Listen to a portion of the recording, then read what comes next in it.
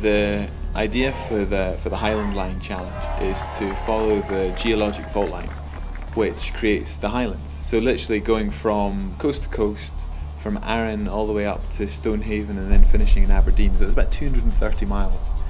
And to make this a real challenge, I decided in partnership with the film crew at STV that it had to be something I wasn't known for and I was not good at. So it couldn't be on the bike, it couldn't be climbing, it couldn't be rowing. And so I'm going to be swimming and running. Now 230 miles swimming and running for a novice is a massive, massive task. But the biggest part here is to raise as much money as we can for the STV appeal, and that gets split between a number of Scottish charities, specifically working with children. And so that's my big motivation, that's what I'm inspired to do. And the other great thing is we can involve as many people as possible.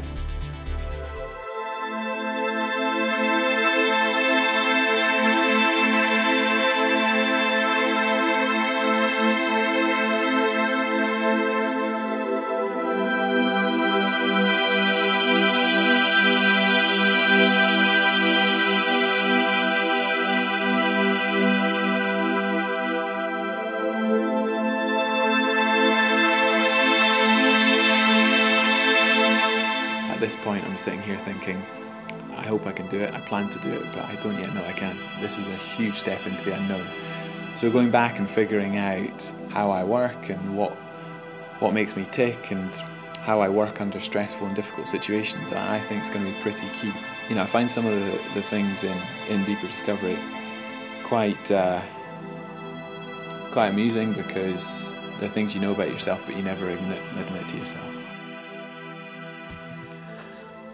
After the first couple of days of the Highland Line Challenge, I've made it to Beaumont, and this was the big swim from Arran.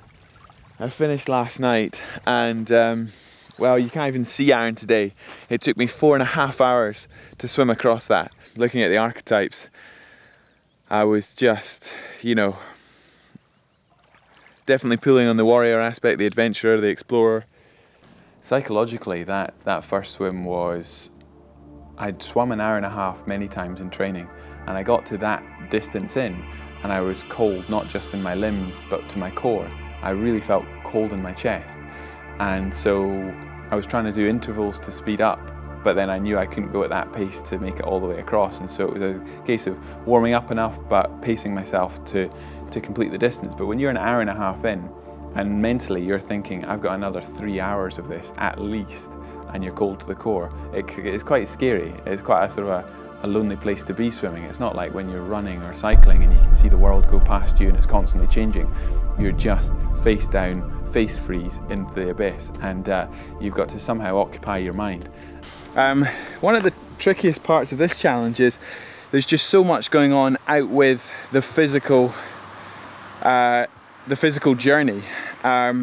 There's a filming team involved, there's lots of fundraisers en route, I'm meeting a lot of people, there's people running for sections, so the frame of mind on the journey is very, very different from any expeditions where I'm just out there focusing on keeping going physically and mentally. This time it's all about, you know, just working with teams. You take the different levels of understanding of a group and you know, you're involved in a really tough physical and psychological challenge like that, and you got to monitor your communications the whole time. I felt communication was the biggest thing I needed to watch. The daunting part of having the thousands of people involved in the Highland Line Challenge was realizing that they assumed I could do it. And this had to be something which pushed me to the limit. And it was. It absolutely was, in both the swimming and the running.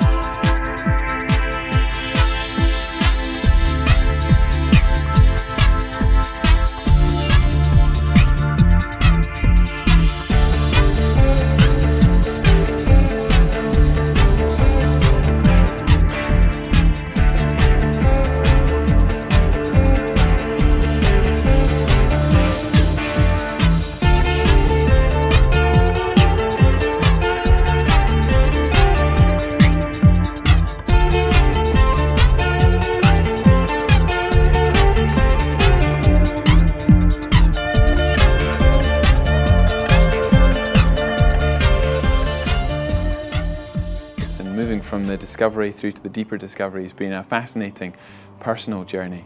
I've learned a lot about myself, not necessarily things that I had no idea about, but certainly defining them, talking about them, being aware of them in a way where I go into different events now and I know what to watch for, I know what my strengths and those things I need to monitor. This world of deeper discovery was completely foreign to me before, so it's been amazing to explore my character and also to better understand people around me as well.